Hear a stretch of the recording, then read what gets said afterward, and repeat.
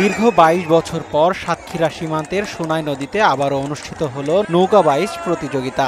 ঈদের দিন অনুষ্ঠিত হয় এই উৎসবের বাড়তি আমেজে দর্শকরা উপভোগ করেন নৌকা বাইচ। ওয়ালটন ফ্রিজ কিনে অনেকের মতো আপনিও হয়ে যেতে পারেন মিলেনিয়াল, সেরা পণ্যের সেরা অফার। প্রতিযোগিতাটি উপভোগ করতে এবার বাংলার হাজার হাজার মানুষ ভিড় করেন সোনাই নদীর তীরে। দুই বাংলার মানুষ পাশাপাশি এলেও আইনি জটিলতার কারণে কুলাকুলি করতে পারেনি।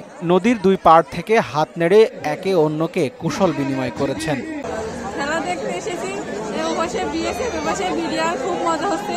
আমার জীবনে ফার্স্ট টাইম এরকম খেলা দেখছি, তো খুব মজা হচ্ছে, এনজয় করছি। খেলা দেখতে ওপার বাংলা এপার বাংলা মাঝখানে সোনাই নদীর তীরে খেলা। ইন্ডিয়া এই সর্বপ্রথম আমার জীবনে প্রথম আসছি। খেলাটা অনেক সুন্দর, অনেক আনন্দ হচ্ছে এখানে। আজকে এই নৌকা বাইচ প্রতিযোগিতায় আজকে এসে দেখলাম ভারতের নৌকা খেলাও। বাংলাদেশ ভারতের যে মিলন মেলা, আমাদের বাংলাদেশের এপারে যারা আছে আমাদেরও দাবি তাদের কাছে আগামীতে এই মিলন মেলায় এই নৌকা বাইচে আমাদের দেশের নৌকাগুলো এই প্রতিযোগিতায় অংশগ্রহণ করতে পারে। অজানা কারণেই ২২টি বছর নৌকা বাইচ না হলেও দর্শক ও স্থানীয়দের দাবি প্রতি বছরই এমন আয়োজন করা হোক। ভারতীয় নৌকার সাথে বাংলাদেশের নৌকাও প্রতিযোগিতায় থাকবে, এমনটাই আশা স্থানীয়দের।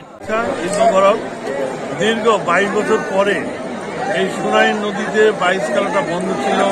২২ বছর পরে আজ এই দিনে বাইচ খেলাটা ইন্ডিয়া মানে ভারতীয়দের উদ্যোগেই খেলাটা চালু হয়েছে। এই খেলা আমরা এখানে দুই দেশের মানুষ মিলন মেলায় পরিণত হয়েছে। আমরা চাইব আগামীতে যাতে করে আমরা বাংলাদেশ যাতে উভয় এই খেলায় অংশগ্রহণ করতে পারি, এইটা প্রশাসনের কাছে আমি অনুরোধ রাখছি।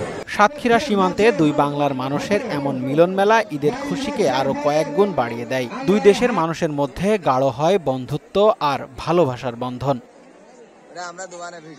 সাইমন মুবিন পল্লব, মোহনা ডিজিটাল।